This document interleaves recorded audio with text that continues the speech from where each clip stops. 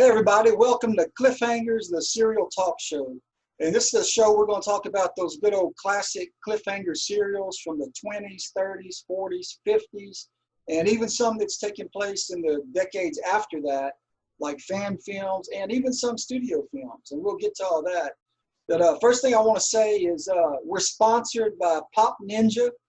You can find them on Facebook, it's a pop culture page, and also by Louisiana Film and Video Art Incorporated. And I'm your host, Patrick Bennett, and this is our co-host, Kendall Fontenot. Hey, that's me. All right, and again, welcome to our show. You know how those movies with superheroes, when the first movie, it's always the origin story, and then they reboot, and it's another origin story, then they reboot a third time, and it's an origin story. Don't you hate that? Mm-hmm. So we're not going to do an origin. We're not going to answer that question, what is a serial? So if you're on this page or, watching this video, we assume you already know what a serial is or you wouldn't be here unless you were searching for serial killers and just stumbled across this page. But or Captain it's not Crunch. about serial killers. It's about those cliffhanger chapter plays, all right? So let's see.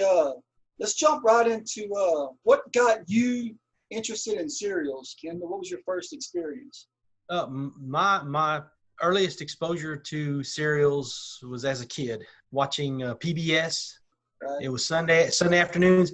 I wish I could remember the name of the show, but it was a series. It had a host. I don't remember the host's name. I don't even really remember what he looks like, but I can remember the theme song for it. I'm not going to sing it.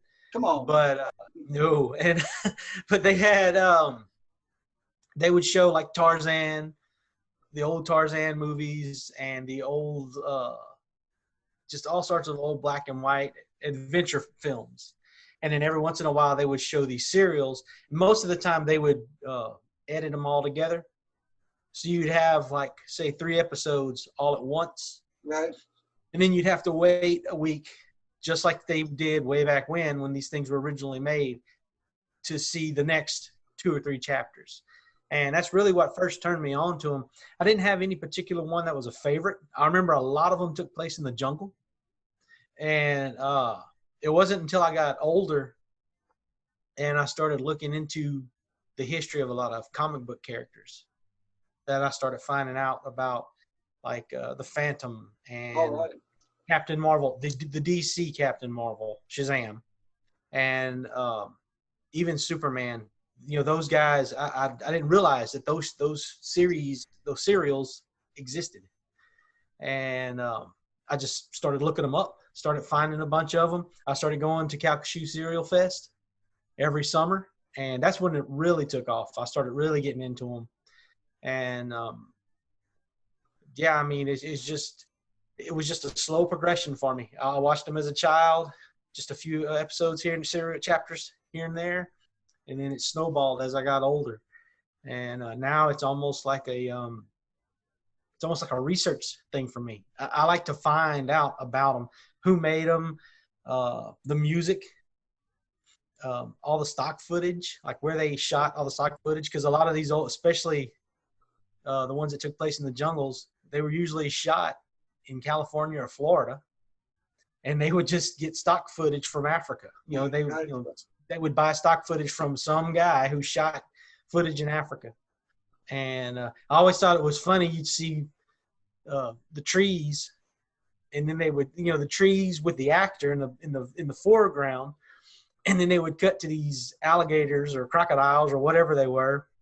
And they would be in a completely just flat, like the Everglades, just a flat area, no trees at all. Yeah. I love that kind of stuff, though. Well, I got into them the same way. It was probably PBS when I was a kid in the late 70s probably. My dad's the one that got me started watching. He'd watch not just serials, but movies. He'd watch Tarzan, Lone Ranger, Zorro, any kind of movies like that, a lot of Westerns. So I watch them with him when I was a kid. And on PBS, the serial started coming on. I think the first one I ever saw was one of the Batman, the standalone one, not the Batman and Robin, but the first one. And really enjoyed it. Then I saw one of the Zorro serials, and one of the Tarzan serials. Just got hooked on them, okay? And then my dad told me all about them, you know, and he'd tell me how when he was a kid, he'd get dropped off at the theater on Saturday. And it was an event. It was like an all-day event for him. You wouldn't just go watch a movie and leave. You would watch a few serial chapters, cartoons, maybe 2 feature-length westerns, you know, and then you'd leave. It was all like, you know, very cheap too. It was like a dime or something. But Yeah. but that's where I first got introduced to them and fell in love with serials. And then I'd say, you know, late 80s, like in the mid 80s when VHS came out, was invented.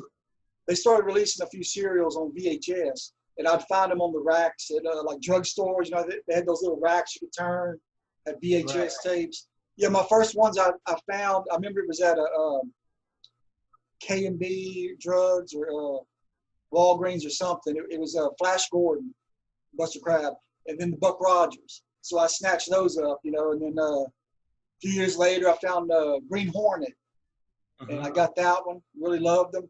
But as, you know, towards the end of the 80s and into the early 90s, man, they were just, the studios were cranking those out, all those old serials on VHS. You could find them everywhere. You know, you could find them at Walmart, you could find them at drugstores, just everywhere. And I would buy up every one I saw, just loved them. And then I discovered some old serial magazines, like fanzines and stuff that I would order through magazines. And I started reading up on and stuff. So I just became a huge fan. And yeah, just ever since then, I've loved them. Can't get enough of them now. Yeah, there's something about them. They just have an appeal to me. Yeah. I can't really put my finger on it. I mean, you know, it's not the special effects. No. But a lot of them have some surprisingly good special effects.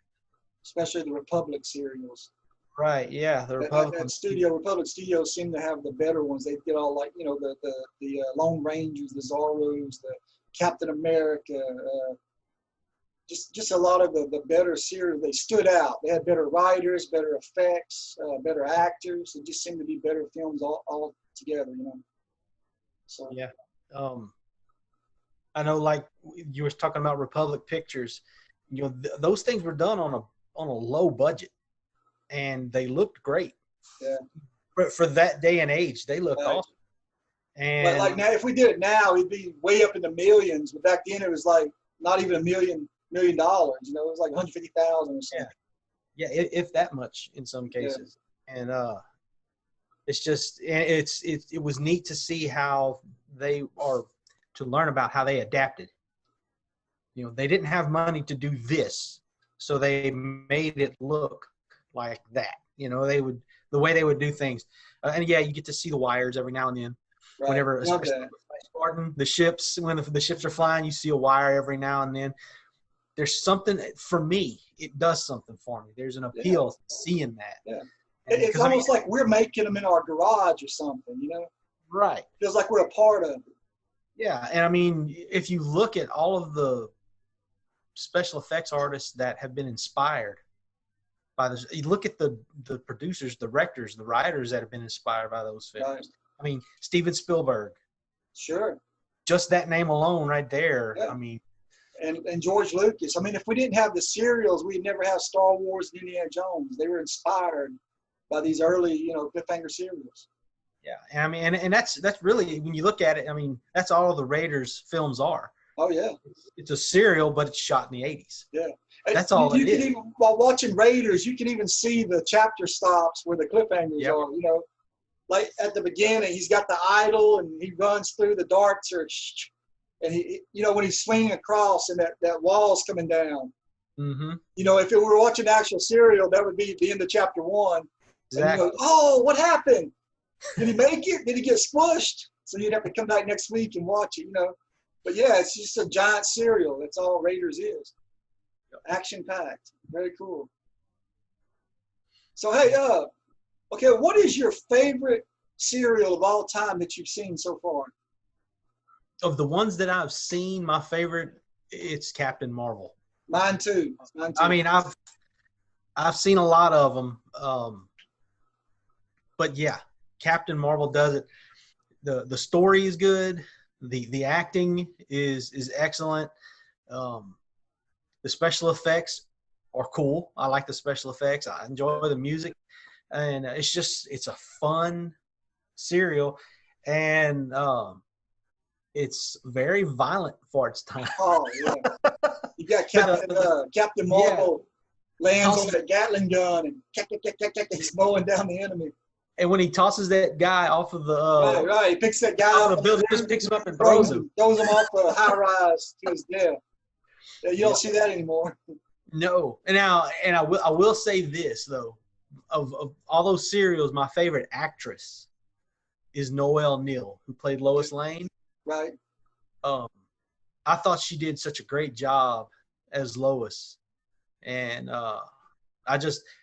even though Superman's not my favorite, she's probably my favorite character outside of the heroes, like the Phantom, Captain Marvel. She's my favorite character. I've always loved Lois. I've always loved Lois, Noelle Neal's version of Lois. Now, The Adventures of Captain Marvel, that came out in 1941. It was Republic Pictures, like we said. And you can tell, man, it's well written. Had just a great storyline, man. I like that scorpion thing that you would put all the lenses together and you'd make whatever you shot with it turn into gold, and how they divided the lenses among the people, to hide it from what was the villain's name? It was the Scorpion. The Scorpion, yeah. That's why the Scorpion was there. Yeah, it was it 12 chapters or 13? I think it's 12 chapters, huh? Let's see. I've got it right here with Miss 12. Yeah, 12 chapters. Starred Tom Tyler as Captain Marvel, and what's his name? Frank Coughlin. Frank Coughlin, yeah. Coughlin as Billy Batson. And I thought he did a good job, man. Good job. Yeah, he did. And we're talking about the special effects. I mean, when he hollers Shazam and there's that big old puff of smoke and it clears, and you got Tyler standing there, it was awesome, man. Very awesome. And to me, Tom Tyler's an underrated actor. He you don't hear about him at all. And I mean, he was Captain Marvel. He was the Phantom. He was also Karis in the first the old Universal monster movie, the Mummy. Right. The original was Boris Karloff. Right. Well, the first sequel, Tom Tyler played Karis. He was the Mummy in the second film. And basically every sequel after that was the exact same story in a different location. But they used Lon Chaney Jr. played him like in the third one, I believe it was, and the fourth one. But Tom Tyler played him in that second film. And even though he didn't say a word, he just lumbered around. He did a great job. And then he went on to go into a bunch of Westerns also. Yeah, I know he did a lot of silent Westerns before his serial career took over. Yep. And I heard that the reason he kind of became like more of a B actor later, took a second seat to a lot of people like John Wayne and or not John Wayne, that was much later, but like Roy Rogers stuff, was because of his heavy Lithuanian accent. Really? He was great in the silent movies because you never really heard his voice. But a lot later on, when these other cowboys that were born Americans with no accent, really, they kind of jumped ahead with their careers, put him behind. So I never knew that. Yeah, that's pretty cool. But yeah, I thought he did an excellent job, and he was a big dude. He looked like Captain Marvel, and I really enjoyed him. I wish he would have had a more successful career. I think he passed away. When he passed away, he was broke, living with his sister. That. Yeah. I don't remember where he was living. I know he was in Texas for a while. But yeah, he ended up with his sister. He was dead broke. And he got sick. I don't remember what he called it, but he got real sick and he passed away. And one of the things that I need to do is look up some of these actors, their grave sites, and visit them. Kirk Allen, who played Superman, as you know, you cannot go to his gravesite because his ashes were scattered on the coast of California. So we can't go to his gravesite. But and I just happened to look that up this week because I was watching Superman this week. But I need to find some of them because I just want to go see some of their grave sites and pay some respect to them because they bring me so much enjoyment. You know, one of the bad things about serials is that they're so old that there are almost no actors or actresses still alive from them. Right. The only one I know of is Phyllis Coates or Coates. Coates. Yeah. She played on Panther Girl of the Congo. She's like in her late 90s, 96, 94, somewhere around there. But she was also one of the Lois Lanes on the TV series Superman. But hey, if anybody watching knows of others that are alive, serial stars, comment on the bottom. Let us know, and we'll talk about it on another episode. Maybe we can track them down. Yeah, that'd be cool. Oh. Hey, while we're on the subject, who is your favorite serial actor? You have a favorite? My favorite overall would be Tom Tyler. Tom Tyler? But Noelle Neal would be second. Okay. Simply because of her. I mean, she's known for Lois Lane. She was in a few other films, but that's what she's known for is Lois. And just on her performance as Lois, because I thought she was hilarious. Yeah. And I mean, I got to give a little nod to Jimmy Olsen too. The actor who portrayed Jimmy, he did a great job as well. But they were a good comedic duo. But I loved especially how Lois, in her scenes, how she would, Perry White would have, some Superman on the phone. He'd have Clark Kent on the phone, telling Clark to go to this office and talk to this person, and Lois would sneak around. And like in one particular part, Clark was supposed to go visit with a chemist, and Lois overheard it, and so she told the operator to call in and say that Lois's car had been stolen. And then Lois took the Daily Planet's car and left with it. And Clark Kent runs out and says, "Hey, I need that car." And she says, "Take mine," and throws him the keys.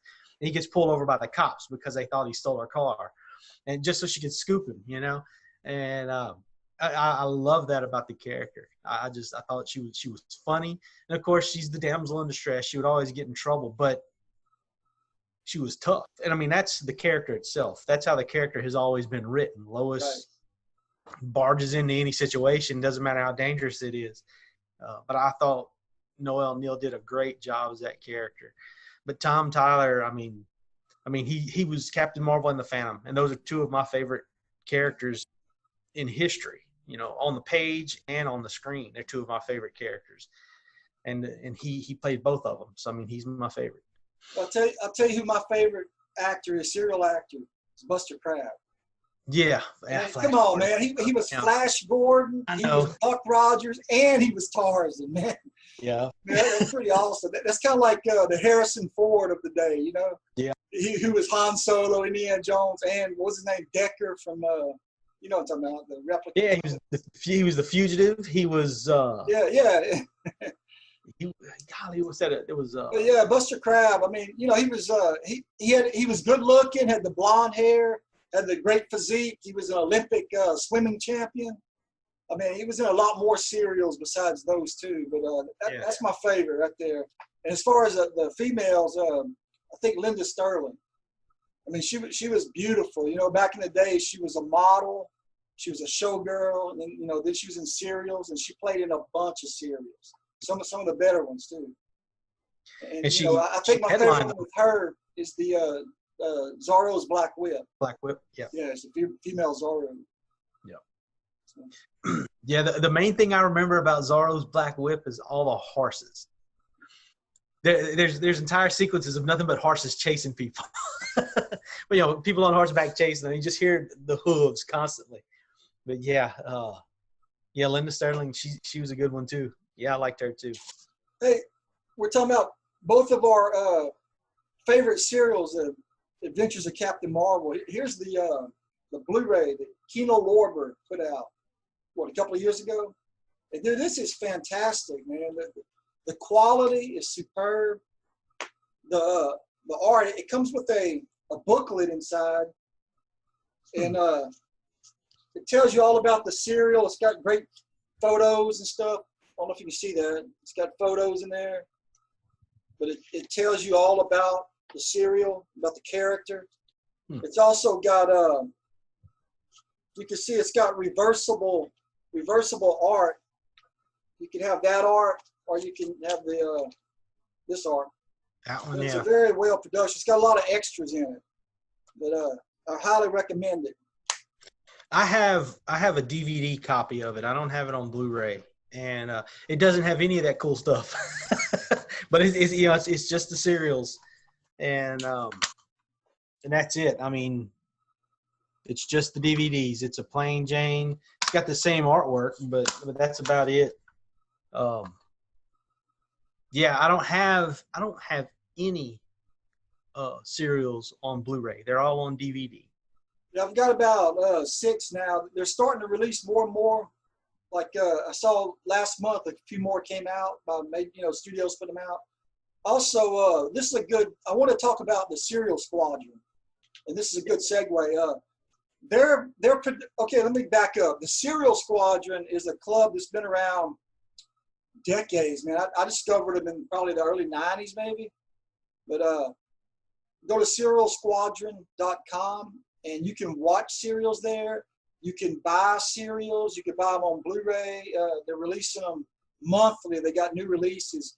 And the thing about the Serial Squadron is these guys, they restore old serials, make them look and sound the best they can, and then they release it on DVD or Blu-ray.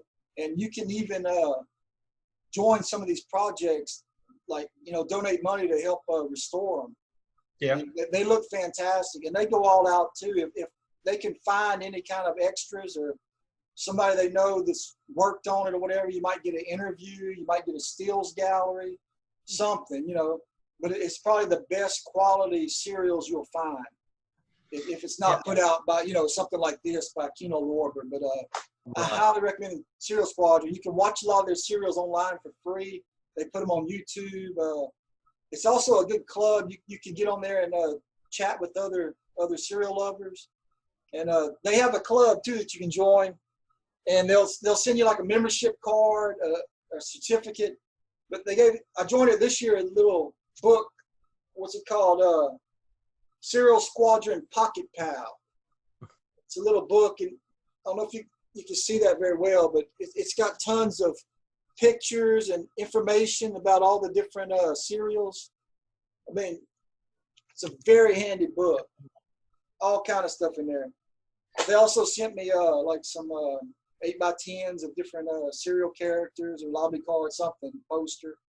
But I don't think it was much either. I want to say it was like $25, $30 to join. And that's an annual membership. But those guys, really check them out. I suggest you instead of buying a bootleg DVD or something off of eBay, check Serial Squadron first. Make sure if it's on there, it's going to be better quality for you. I'm a member of their Facebook group. Yeah, they also have a Facebook group. I've been to the website a few times. I download the calendar every year. Yeah, that was fun. They have a digital calendar, right. And I download that. I like using the calendar. Yeah, I use that at work. It's on my wall at work every year. Yeah, I need to investigate them more. I haven't messed around with it a lot. I know in the Facebook group, they have updates on whatever project they're working on at the time. They'll give periodic updates on all that. And I want to get a good copy of Spy Smasher. Oh yeah, Spy Smasher. But I've watched it on YouTube, and I've watched it on Prime or Netflix, one of those. I know Serial Squadron does have that one. And I do need to get a copy of that one because I really enjoyed Spy Smasher. Yeah. That's a fun one. Hey, Kendall, let's talk about the Calcasieu Serial Fest. You've been to that a few times. What do you think about it? Tell people what it is first. Well, first, if you enjoy serials, it's a great place to see a couple of chapters of multiple serials throughout the day. It's constant serials all day long, basically. And I know each year it focuses on a different actor or Last year it was special effects guys. I can't remember, some The brothers. Lydecker brothers. The Lydecker brothers, yeah. And every year, there's a different focus. And there's also the Max Fleischer Superman cartoons. That starts off everything. And then you've got Bill Necessary, the serial cosplayer, I guess you'd call him. He's Dressing great. up like the Phantom, Lone Ranger, Green Hornet, Captain Marvel. I don't know if I'm skipping anybody. Superman. He dresses up as Superman too, right? And it's just a fun time. And if you've never seen a serial, it's the perfect place to go to witness one for the first time, because there's people there like Bill Necessary who can tell you a whole lot about the serial as it's playing. That's one of my favorite things about Serial Fest is the introductions by you and by Bill whenever y'all stand up at the front. And it's just a brief explanation. It's not some long, drawn-out, boring thing. You guys give some great information about the serial that's about to play, and then you play it, and that's great. And I know this year you can't have popcorn, right, because of COVID-19. I think so. There's usually popcorn and lunch, pizza, soda. Yeah. And I mean it's at the Brimstone Museum, which Right. is a wonderful facility there in Sulphur. This is the 7th year, I believe. I don't know. I've Chapters. I've been every year except for, I think it was your 3rd year. It was the 2nd or 3rd year I missed. I think it's the 7th. We started in 2011. I did my first one in Lake Charles, and then I gave it a rest for a few years. And then about 5 years ago, we started back up, and we've done it annually. So I want to say this is either the 6th or I think it's the 7th. Look on the poster here. I think it's the 7th. But yeah, and this year we're focusing on the serial films of Linda Sterling. So we'll be watching some Zorro's Black Whip, Crimson Ghost, some of those, some fun ones. But we also, it's not just her. We're going to show other serial chapters, and it'll be a fun time. And it's completely free, and it's family friendly. You can bring kids to this. I mean, it's violent, like we're talking about with Captain Marvel. Oh, yeah. Throwing people off buildings and stuff, but it's superhero comic book violence. Yeah. It's good violence. It's wholesome violence. Yeah, wholesome violence. Yeah. Violence for the whole family. Okay, this year the Calcasieu Serial Fest is going to be on July 25th. It's a Saturday at the Brimstone Museum in Sulphur, Louisiana. And it'll be from 10 a.m. to 5 p.m. And then maybe some of us will hang around afterwards and go get some dinner somewhere. It'll be fun. So if you're in the area, you ought to try to come to it. Maybe we can play a little Fortune and Glory. Maybe so. Hey, everybody, we have a special guest with us all the way from Tyler, Texas. Tyler, Texas. The one, the only, Bill Necessary, serial cosplayer. Hey, how you doing, how's it Bill? going? Better than being called a serial killer, I like that. Okay, yes, sir. Hey, Bill, tell us, how did you get interested in serials? What was your first exposure to serials? My dad, God rest his soul, grew up in the 30s and then in the early 40s, and the only entertainment he had in Appalachia was on Saturdays. He would go to the local movie, with a dime, and you'd get the cartoon, the newsreel, the serial, and the feature. And he was amazed. Flash Gordon was his favorite. He loved the first Flash Gordon. And then when I was growing up, when I was a kid in the late 70s, there was a station in Dallas, KTVT Channel 11, and they would run a serial in the morning, episode in the morning on their children's show. Captain America was one of the first ones I saw, and one of my all-time favorites, Zorro's Fighting Legion. And I thought those were incredible. They were just awesome. Especially Zorro's Fighting Legion. That's probably my all-time favorite Zorro. Cool. I saw him long before I saw the Disney Zorro rerun. So I just thought, wow. Well, Bill, who's your favorite serial actor? Do you have one? Tom Tyler. Tom Tyler, okay. Tom Tyler, man. Captain Marvel and the Phantom. Yep. Cool. He looked so good in those outfits. Yeah, You know, that was Kendall's favorite also. Oh yeah, oh yeah. Second favorite, I guess, would be Kirk Allen because of Superman. But Tom Tyler, all the way. All right. So, okay, hey, Bill. Okay, you go around to conventions like Comic-Cons and stuff, and you dress as the serial versions of these heroes. What was your first serial costume? The Green Hornet. Green Hornet. Okay. Yes. All right. You know that out of all the costumes you have, that's one of my favorites that you wear every year. So. Thank you. It's also my easiest one, the most comfortable. I mean, it's the mask and the trench coat, basically. So I know you have a bunch of them. Name off some of the costumes you have. Okay, I've got 3 Green Hornets. I've got the Serial, the 66 TV show, and the Seth Rogen. That's the only good thing I thought. The only thing in that, I like the costume and I like the Black Beauty and I like Kato. I didn't like him at all, but I like his outfit. I've got Superman, George Reeves, Kirk Allen, and 2 Golden Age comic book versions of Superman. My most popular one down here that I've made the most appearances in is the 66 Batman.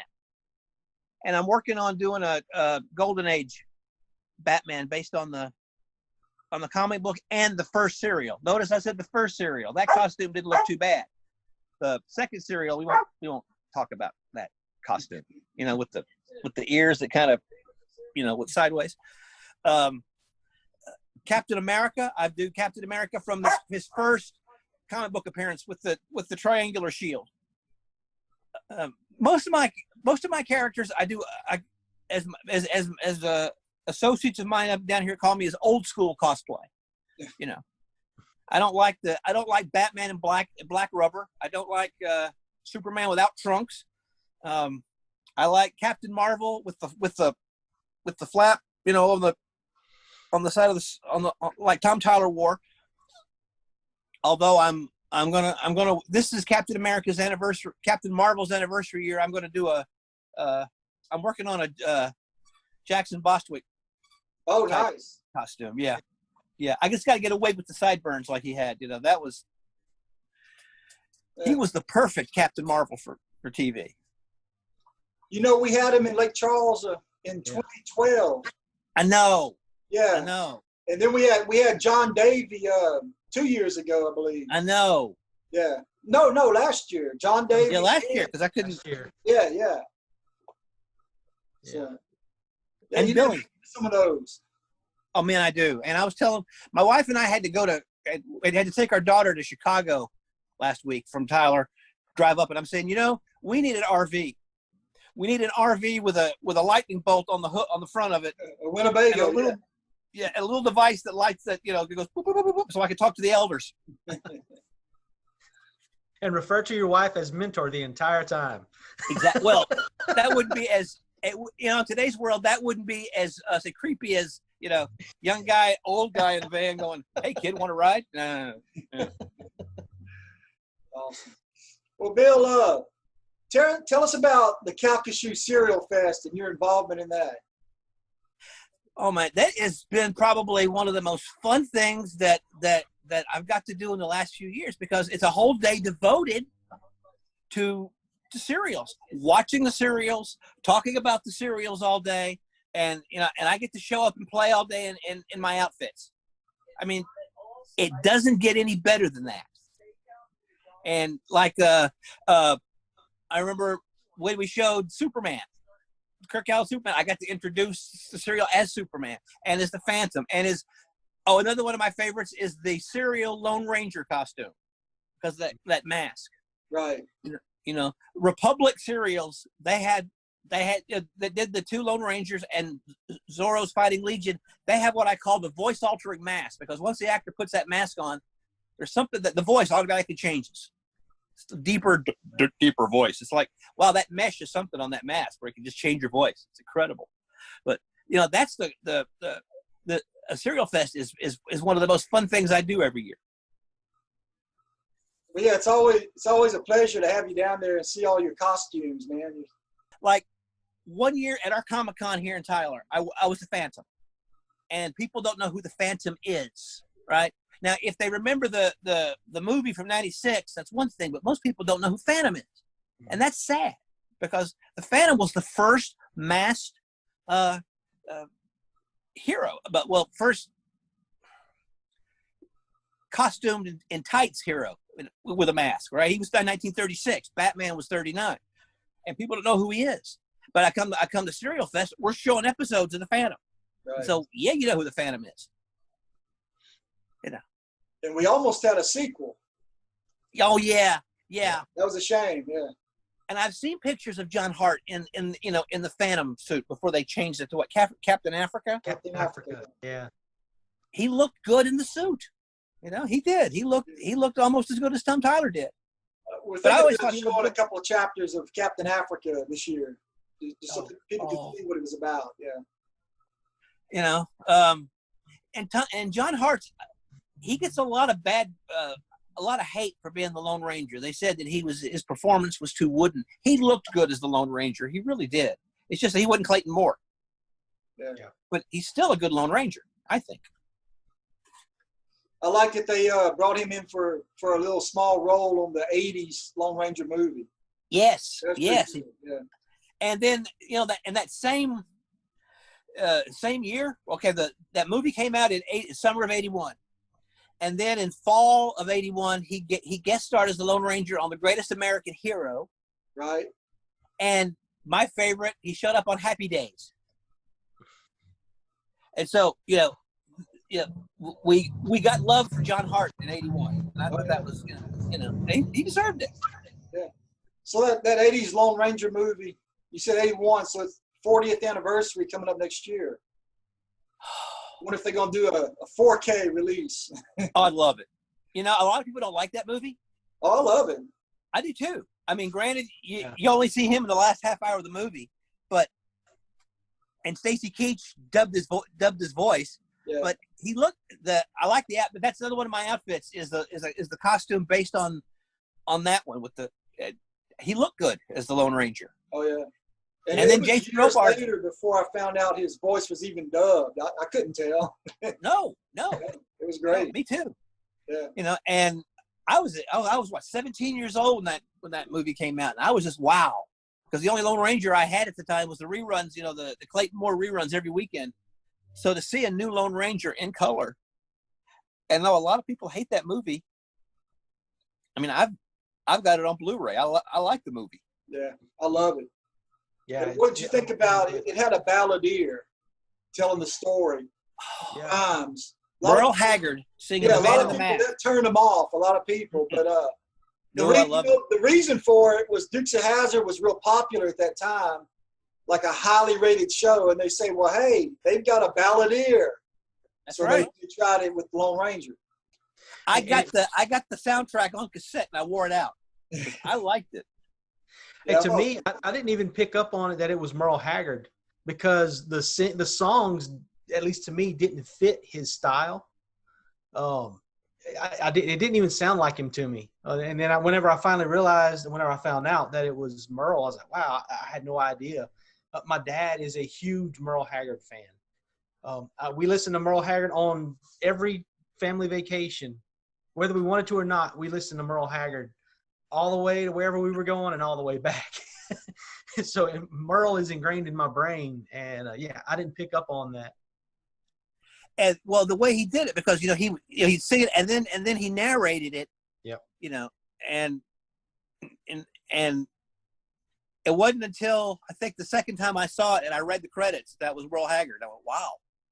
So and I still like that movie today. Plus, being I'm a collector of all this stuff, so the toys that came out that summer were really cool action figures and toys to tie into it. So, if you could look around behind me here, you can just see some of my Batman stuff. I mean, I'm all about the toys. Yeah, we are too. Yeah. Like, I like that Hulk behind you, Sean, standing up there on the shelf. Oh yeah. To me, to really enjoy the experience of the film, the TV show, or the book is what kind of toy tie-in can I get? Right. Yeah, I like collecting old posters, lobby cards, little pinback buttons, and anything they put out to deal with serials or old films. I love all that. And we need to, that's, I don't know how many people, younger people, are into that kind of stuff too. That I hope that we can. I know we all love serials. I hope that younger people catch on to serials. I know that, well, like, when I'll use Captain America as an example. I remember when I first saw the serial, I knew that wasn't the same Captain America that I read in the comics, but it was a live action Captain America, and it's the D.A. Grant Gardner, as Captain America, a generic hero, basically just wearing the Captain America outfit, but it's still a good serial. And I just hope people don't go, oh man, what is this? I'd much rather watch Chris Evans in the big epic Marvel movies than this. I think if you're a fan of like Captain America on screen, you got to embrace it all. Even Reb Brown. Like, if you like Spider-Man, Nicholas Hammond, baby. That was the Spider-Man of my junior high years. Oh yeah. Well, man, you got anything you want to add that we didn't cover about it? Your costumes and stuff? Well, the one thing I've always wanted to say, and I've talked about this, I've been asked,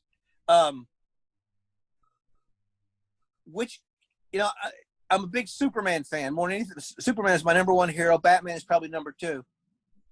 And I have to admit, and I admit this, that I always liked the Adventures of Captain Marvel better than Superman, because I saw it first. Oh yeah. I waited, I wanted to see Superman for years, but I saw Captain Marvel first. That was made in 1943, wasn't it? Captain Marvel? Superman was 48? 41. 41, that's right. 41, right after he debuted.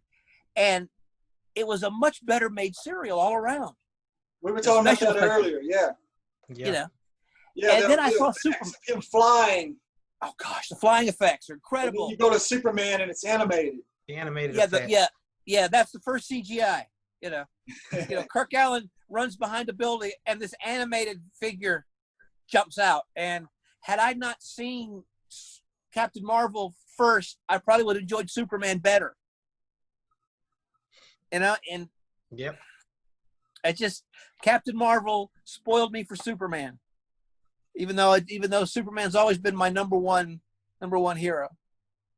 And Kirk Allen with his athletic ability as a dancer, he was very lively in the role. But man, I'll take Tom Tyler over Kirk Allen. Now I like Kirk Allen also in Black Hawk. Oh, yeah. I love the costume. I hated the script. The story wasn't that great. It was just kind of But the costume was awesome, and I liked seeing him in it. Kirk Allen. He wore it well. He really did. That's a costume you need to get right there. I thought about that because I like the serial. I need to somehow do a Black Hawk at some point. That'd be really cool. Yeah. Oh yeah. Have either of y'all heard any word on the movie that's supposed to be coming out? Spielberg's movie of the Black Hawk movie? No. I know it kind of died down. I haven't heard anything about it in a while. I haven't. Now, I've heard that there's another Green Hornet movie in the works. I hope it's better than the last one. Oh gosh, if they would take it back to the 30s, set it in the 30s, with the Green Hornet being the racket buster that he was. Right. And don't let Seth Rogen anywhere near the set. Just keep. God no. But base it on the original concept of the Green Hornet. We get all these modern films, and that's fine. But do the Green Hornet. A lot of people didn't like the Shadow movie with Alec Baldwin. I liked it. I enjoyed it. I did too. I liked it, and they set it back in the in the 40s. The same way with the Phantom. The Phantom with Billy Zane is an underrated movie. Yes, it is. Yeah, we needed a sequel to that one too. Oh yes. I think the Phantom was a movie before. Yeah, Rocketeer. Heck, I want to see Commando Cody again. Bring back Commando Cody. And even Dick Tracy. That was a good movie. Oh, yeah.